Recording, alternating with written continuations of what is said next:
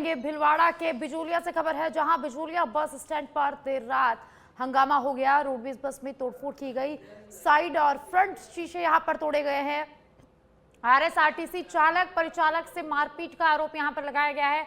शराब के नशे में बस में टक्कर मारने का आरोप भी लगाया गया है। यात्रियों की जान को खतरा इस हादसे में बना। टिकट नकदी छीनने का प्रयास भी यहां पर किया गया है। जान से मारने और हाथ पैर तोड़ने की धमकियां भी यहां पर दी गई है। परिचालक ने बिजोलिया थाने में मामला दर्ज करा दिया है। पीड़ित ने पूरे घटनाक्रम को कैमरे में कैद कर लिया। नगर निवासी बताए जा रहे हैं ये आरोपी। तो भीलवाड़ा से खबर है जहां बिजोलिया बस स्टैंड पर देर रात हंगामा हो गया। तो बस में तोड़फोड़ की गई है, साइड और फ्रंट के शीशे यहां पर तोड़े गए हैं। चालक परिचालक के साथ मारपीट का आरोप भी यहां पर लगाया गया है। तो वहीं पीड़ित ने मामला अब थाने में दर्ज करा दिया है। वहीं पीड़ित ने इस पूरी घटना का वीडियो अपने मोबाइल में कैद कर लिया है। पुलिस को सूचना दे दी गई और पुलिस पूरे मामले की जांच में जुट गई है।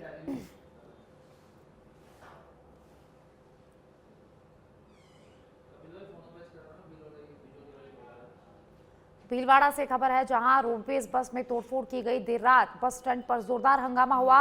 आरएसआरटीसी चालक और परिचालक से मारपीट का आरोप भी यहां पर लगाया गया है। बिजोलिया बस स्टैंड पर यह घटना हुई जहां पीड़ित ने अपने मोबाइल फोन में पूरा घटनाक्रम है उसका वीडियो रिकॉर्ड कर लिया। पीड़ित ने मामला दर्ज करा दिया है और अब पुलिस पूरे मामले की जांच में जुट गई है। और ज्यादा जानकारी के लिए कपिल सहयोगी मेरे साथ जुड़ चुके हैं। कपिल, बिजोलिया बस स्टैंड पर देर रात जोरदार हंगामा हुआ। यहाँ बस में तोड़फोड़ की गई, चालक परिचालक के साथ मारपीट की गई, क्या कुछ पूरा मामला है कपिल? जी साक्षी, बिजोलिया रोडवेज बस स्टैंड पर ये देर रात 8:30 बजे रात को ये घटनाक्रम हुआ।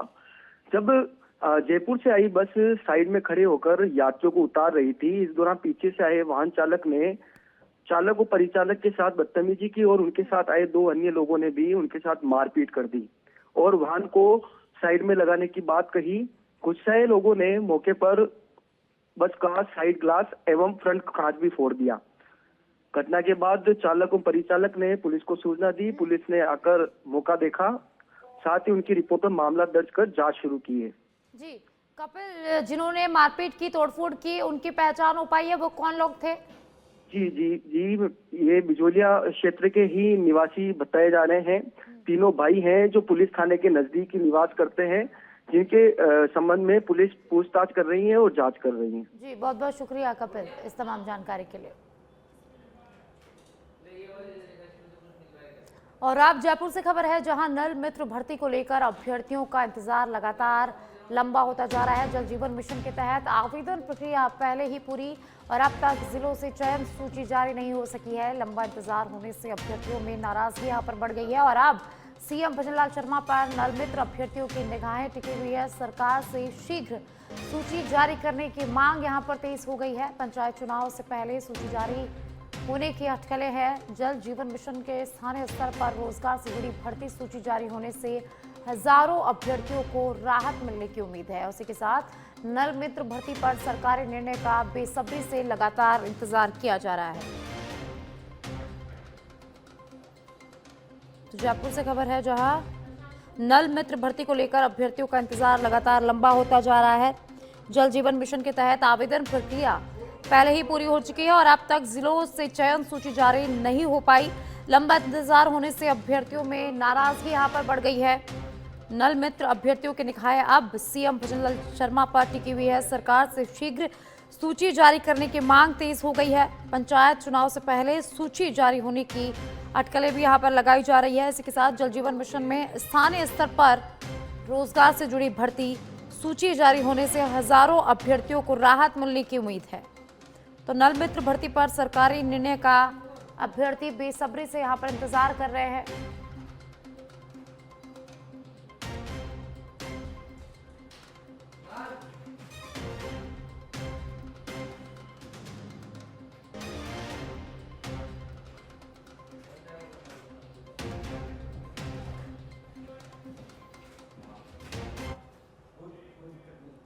जमोरामगढ़ में विधानसभा सत्र के दौरान विधायक महेंद्र पाल मीणा ने प्रदेश के जल संसाधन मंत्री सुरेश चंद्र रावत से शिष्टाचार मुलाकात की है, जिसमें रामगढ़ बांध के पुनर्जीवन को लेकर विस्तृत चर्चा की गई। विधायक मीणा ने बांध की वर्तमान स्थिति और क्षेत्र में गहराते जल संकट की जानकारी देते हुए बताया कि रामगढ़ बांध जमोरामगढ़ और आसपास के इलाकों के लिए पेयजल, सिंचाई और भूजल स्तर सुधार का प्रमुख स्रोत है। बैठक के दौरान मंत्री सुरेश सिंह रावत ने सरकार की गंभीरता जताते हुए वर्ष 2028 से पहले रामगढ़ बांध से पानी लाने का आश्वासन यहां पर दिया है, जिससे क्षेत्रवासियों के लिए बड़ी राहत के रूप में देखा जा रहा है।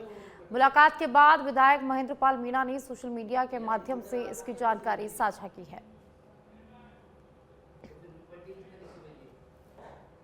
धौलपुर से खबर है, जहां कोतवाली थाना क्षेत्र के घंटाघर रोड स्थित भारत हॉस्पिटल में एक डॉक्टर और एक स्टाफ कर्मी के साथ मारपीट का मामला सामने आया।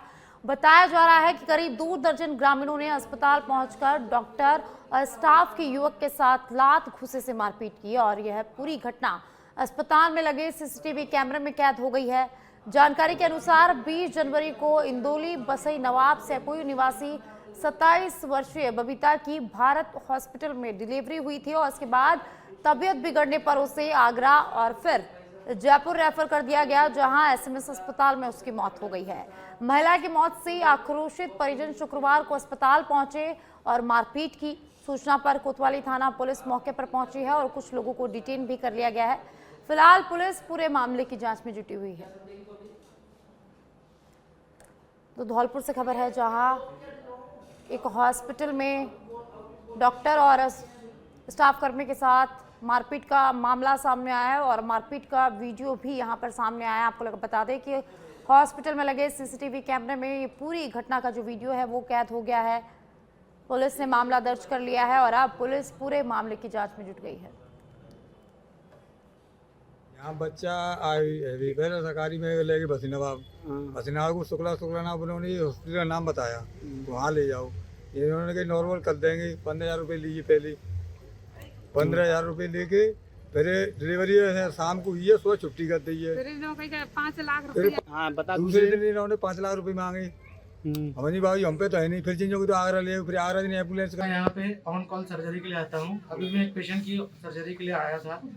हम यहाँ पे बैठे हुए थे, तभी एक लंबे से कोई आदमी थे, पत्रकार अपने आप को बता रहे थे। वो आके यहाँ पे उल्टी सीधी बातें करने लगे। हमने उन्हें समझाया, भैया आप शांति से बात करिए, जो भी बातें बताइए। तो उनके साथ पीछे करीबन 20-25 लोग आ गए। हमें तो पता नहीं कौन थे वो, और उन लोगों ने सिर्फ आते ही मेरे साथ मारपीट करनी चालू कर दी। उसके बाद हमने काफ़ी बचने की कोशिश किया। मेरा मोबाइल भी था, आईफोन था, वो भी उन्होंने चुरा लिया है, क्योंकि वो मिल नहीं रहा है। जब से फ़ोन भी लगा रहे, नहीं मिल रहा है। मेरे साथ काफ़ी मारपीट की है। देखिए, मेरे हाथ में चोट है, सिर में चोट है और काफ़ी हाथ पैर में भी लगा है। तो मैं तो बहुत असुरक्षा में हूँ। बताइए मामला क्या था, कि किस लिए आए थे लोग? भाई, हमें कुछ पता ही नहीं है मामला क्या था। वो एक आए, वो बोले कि आपके यहाँ डिलीवरी हुई थी, फिर मरीज की डिलीवरी हो गई, फिर वो घर चला गया। घर जाने के बाद उसको जयपुर ले गए। किस कारण से मुझे तो कुछ भी नहीं पता है। ना मैं डिलीवरी में था, ना मैं कुछ में था। मैं तो यहाँ अपने केस करने आया था।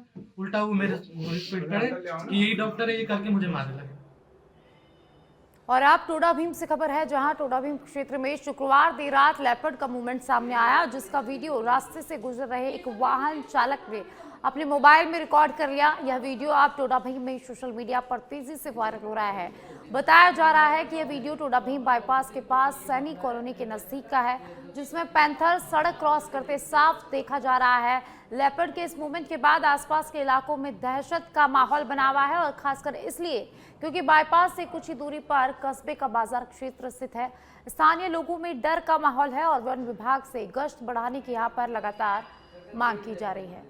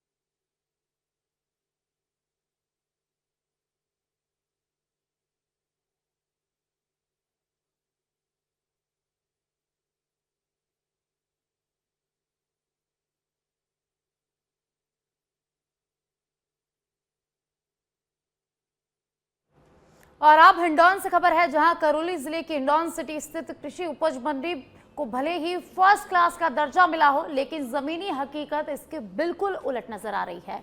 मंडी परिसर में कैलाश नगर स्थित ग्रेडिंग और क्लीनिंग प्लांट लंबे समय से बंद पड़ा है, जिससे किसान और व्यापारी दोनों ही यहां पर लगातार परेशान हो रहे हैं। करोड़ों रुपए की लागत से तैयार यह प्लांट कागजों में तो चालू बताया जाता है, लेकिन वास्तव में वर्षों से धूल फांक रहा है।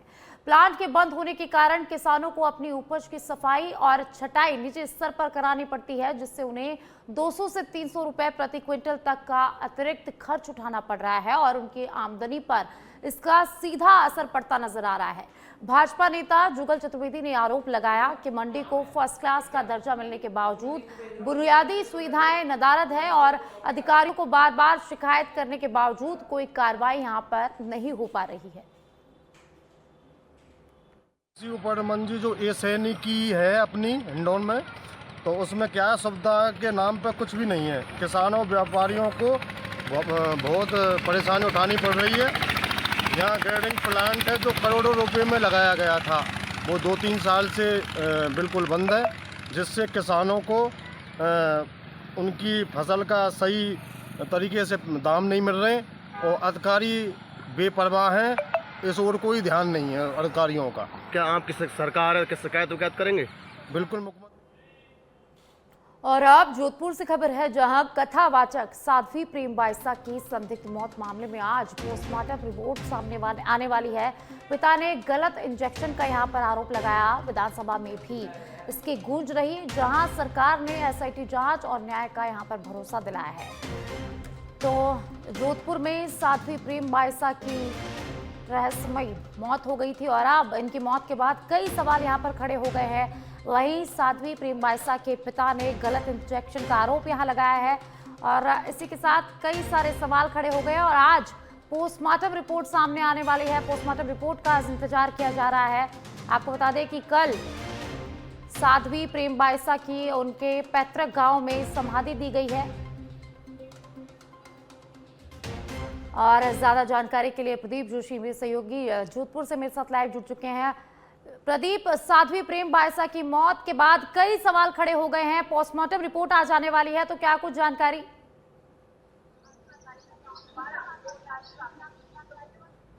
जी अवश्य बात की जाए, बाल साध्वी प्रेम बाइसा की मौत से जुड़ा जो मामला है उसको लेकर आवाज काफी बुलंद हो चुकी है।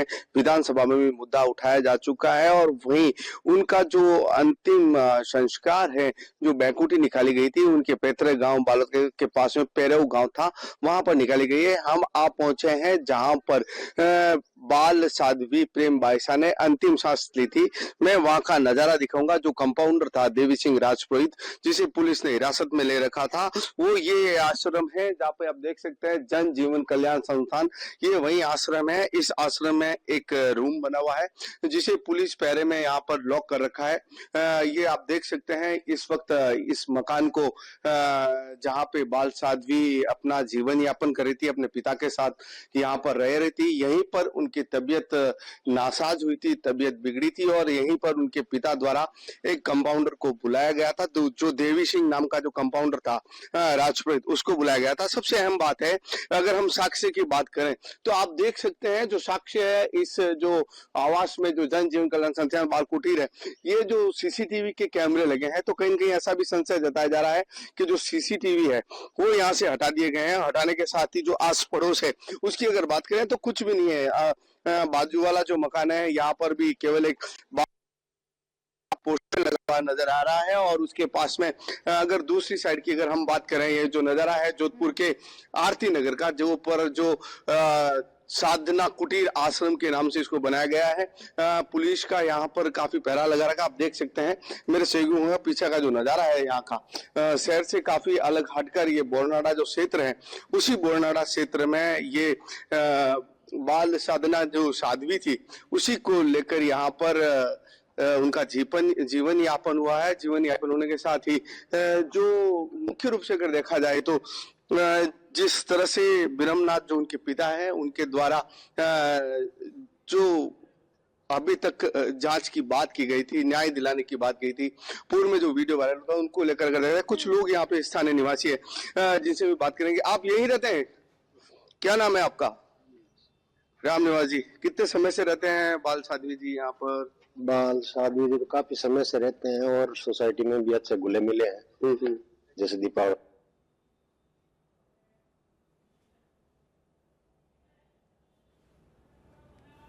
जी बहुत बहुत शुक्रिया प्रदीप इस तमाम जानकारी के लिए। तो साध्वी प्रेम बायसा की मौत पर कई सवाल खड़े हो गए हैं और आज साध्वी प्रेम बायसा की पोस्टमार्टम रिपोर्ट सबके सामने आ जाएगी और इस मौत से सबका यहाँ पर पर्दा जो है वो उठ जाएगा। ठीक है, जैसलमेर में अब आगे बढ़ेंगे। जैसलमेर से खबर है जहां जैसलमेर में विश्व विख्यात मरु महोत्सव 2026 के दूसरे दिन शहीद पूनम सिंह स्टेडियम में भव्य सांस्कृतिक संध्या का आयोजन किया गया, जिसने देश विदेश से आए पर्यटकों और स्थानीय लोगों को मंत्रमुग्ध कर दिया। लोक संगीत, नृत्य, परंपरा और आधुनिक तकनीक से अनूठे संगम से सजी इस शाम की शुरुआत प्रसिद्ध लोक गायक सूरज चांगड़ा की गणेश वंदना से हुई। इसके बाद लोक नृत्यंगना अरुशिखा ने घूमर और चरी नृत्य, अनु सोलंकी ने घुटना चक्री और रिंग डांस की जोशीली प्रस्तुतियां यहां पर दी, जबकि लोक कलाकार भरत के अग्नि नृत्य ने दर्शकों को यहां पर रोमांच से भर दिया। साथ ही कार्यक्रम का विशेष आकर्षण रही सेलिब्रिटी गायिका मधुबंती बागची, जिन्होंने कई लोकप्रिय गीतों की शानदार प्रस्तुतियां देकर श्रोताओं को झूमने पर यहां पर मजबूर कर दिया। तो एक तरह से ये माना जा सकता है कि परंपरा और आगे का भविष्य जो है उसको जोड़ने का प्रतीक है कि हमने एक नई तकनीक जो है उसको इंट्रोड्यूस करा है। पर अगर आप सारी आकृतियों को देखें तो जैसलमेर की जो जीवन शैली है, जो लाइफस्टाइल है, उसको हमने सिंबलाइज करा है अलग अलग तरीकों से, भले वो गोडावन हो, सारंगी हो। इन तरीकों से पर्यटन विभाग ने जैसलमेर के जो लाइफस्टाइल है उसको रिप्रेजेंट करने का एक प्रयत्न करा है। और आप छत्तीसगढ़ के नारायणपुर से खबर है जहां सीएम मुख्यमंत्री विष्णुदेव साय आज सुबह अबुझमाड़ पीस मैराथन के फ्लैग ऑफ कार्यक्रम में शामिल हुए, जहां उनके साथ राजस्व एवं आपदा मंत्री टंकराम वर्मा और Bastar range IG Sundarraj P भी यहां पर मौजूद रहे। इस मैराथन के माध्यम से शांति, एकता और विकास का संदेश दिया गया, जिससे जवानों के साथ साथ सरेंडर नक्सलियों ने भी भाग लेकर समाज की मुख्यधारा से जुड़ने का संदेश दिया। कार्यक्रम के बाद सीएम नारायणपुर पहुंचे, जहां उन्होंने आईटीबीपी बटालियन परिसर में ITBP, CRPF, cobra, BSF, DRG और सीएएफ के जवानों और अधिकारियों के साथ मुलाकात कर उनका हौसला यहां पर बढ़ाया और उनके साथ रात्रि भोज भी किया।